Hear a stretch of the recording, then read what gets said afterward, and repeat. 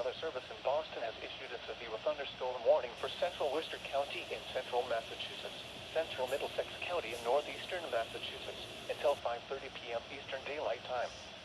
At 4:41 p.m. Eastern Daylight Time, a severe thunderstorm was located over Oakham, or 15 miles west of Worcester, moving east at 55 miles per hour.